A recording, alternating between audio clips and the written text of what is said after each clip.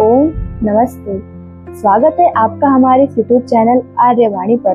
तो चलिए शुरू करते हैं। विद्यार्थी दोस्तों, जीवन में अनेक वस्तुएं ऐसी होती हैं जो अगर एक बार हाथ से निकल जाए फिर दोबारा नहीं आती।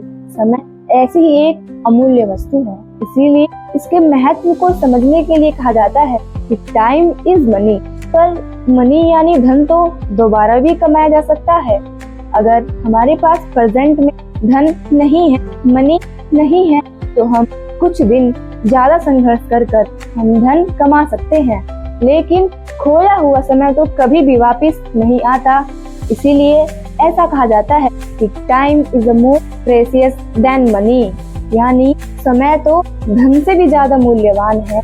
सफलता के उच्च शिखरों की योजना रखने वाले व्यक्तियों के लिए समय बहुत महत्वपूर्ण साधन है। जो व्यक्ति समय का समायोजन नहीं कर पाता, वह निश्चित रूप से सफलता से दूर ही रहता है।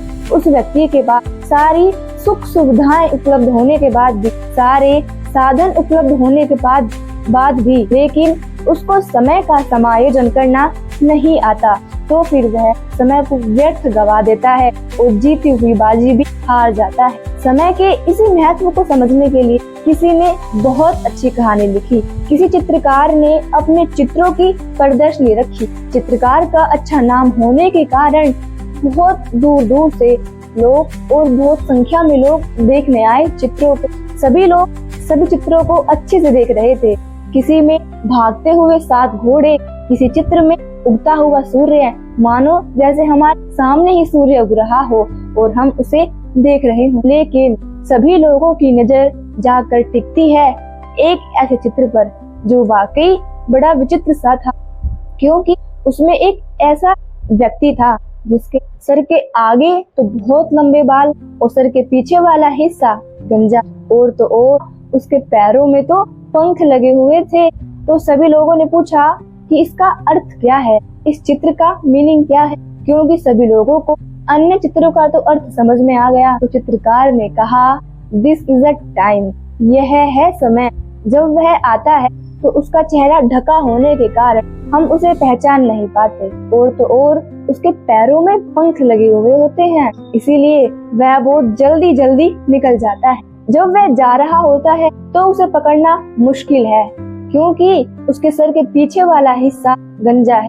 उसके सर के पीछे वाले हिस्से में बाल नहीं है। पर हाँ, जब वह आता है तो उसे पकड़ा जा सकता है, क्योंकि उसके सर के आगे वाले हिस्से में बाल है। इस प्रकार समय को आते ही पकड़ ले और उसका सदुपयोग करे। समय के इसी महत्व को समझते हुए आज बड़ी बड़ी इंडस्ट्रियां, बड़ी बड़ी कंपनियों ने टाइम इज मैनेजमेंट के पाठ पढ़ाने शुरू कर दिए। आधुनिक सभ्यता के अधिकाधिक विकास के साथ साथ जीवन के हर क्षेत्र में समय का मूल्य बढ़ता ही जा रहा है, क्योंकि हर व्यक्ति के पास 24 घंटे का ही समय होता है, ना 1 सेकंड कम और ना 1 सेकंड ज्यादा।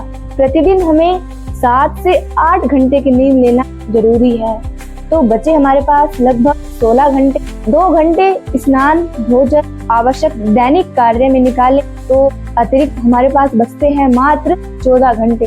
उसमें स्कूल और ट्यूशन के 8 से 9 घंटे निकालें और 2 घंटे टीवी, खेल कूद के निकाले तो अतिरिक्त पढ़ाई करने और परीक्षा की तैयारी करने के लिए हमारे पास मात्र बचते हैं 3 घंटे। जैसे अच्छी रणनीति के बिना ताकतवर सेना भी लड़ाई में हार जाती है, वैसे ही इतने सारे कार्यों के चक्रव्यूह में घिरने के बाद हम समय का समायोजन नहीं कर पाते और फिर निसफलता हमारी निश्चित होती है। हर दिन हर विषय की तैयारी करना संभव नहीं, लेकिन प्रतिदिन 2 विषयों की तैयारी हम कर सकते हैं। जिस समय आप अपने शरीर में स्फूर्ति अनुभव करें, उस समय 2 कठिन विषय लेकर बैठ जाइए और उसका अध्ययन कीजिए। ऐसा नहीं कि आप लगातार ही पढ़ाई करते रहिए, बीच बीच में मनोरंजन का भी समय रखिए, जिससे आपका मन और मस्तिष्क फ्रेश हो सके। और व्यायाम, योग, अन्य क्रियाओं के लिए भी हमें समय आवश्यक देना होता है।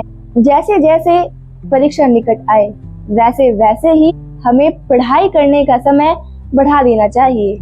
3 या 4 घंटे बढ़ा देने चाहिए पढ़ाई करने के लिए और अन्य कार्यों के घंटे घटा देने चाहिए। ऐसा नहीं कि कहीं आपने टाइम टेबल बना लिया लेकिन आप उसका पालन ही नहीं करते, वरना अगर आपने एक सुंदर सा टाइम टेबल बना लिया और अपने बेड के सिरहाने या दीवार पर चिपका लिया तो वह सिर्फ दीवार पर चिपके हुए ही अच्छे लगते हैं।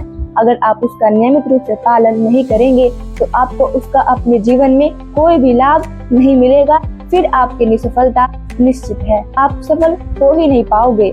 आपको मैंने जितना अभी तक ये बताया यह है समय का समायोजन। आपके गली मोहल्ले में कोई आपकी दोस्त या कोई आपकी सहेली तो अवश्य होगी।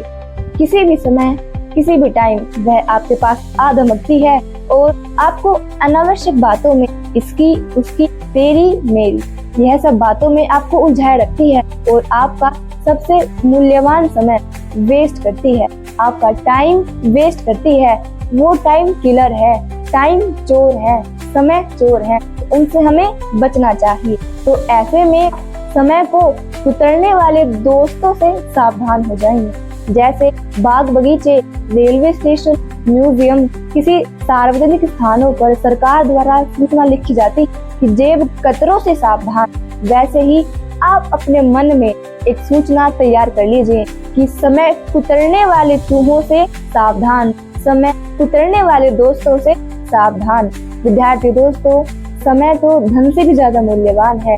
अगर वह एक बार निकल जाता है तो हमारे हाथ में वापस नहीं आता। इसीलिए हमारे कुछ मित्र ऐसे होते हैं जो बिना बताए किसी भी समय आ धमकते हैं और हमें अनावश्यक बातों में उलझाए रखते हैं, हमारा टाइम वेस्ट करते हैं। उन्हें प्रेम पूर्वक लेकिन दृढ़ता के साथ मना करना सीखो। और तो और ये टीवी, सीरियल्स, मोबाइल फोन ये भी समय कुतरने वाले चूहे ही हैं। अगर हम एक बार बैठ जाएं, मोबाइल फोन में रील चलाते ही रहते हैं। अगर हम टीवी एक बार देखने लगे तो 4 से 5 घंटे निकल जाते हैं। साइंस ने अच्छे यूज के लिए बनाए हैं, उनको हमें यूज करना भी चाहिए लेकिन लिमिट के साथ। इस प्रकार समय कतरू वस्तु और व्यक्तियों से बचेंगे तो आप निश्चित रूप से सफलता की ओर प्रगति करेंगे और आपको निश्चित रूप से सफलता अवश्य मिलेगी। अब मिलते हैं हम आपको नेक्स्ट वीडियो में। इति ओम, धन्यवाद।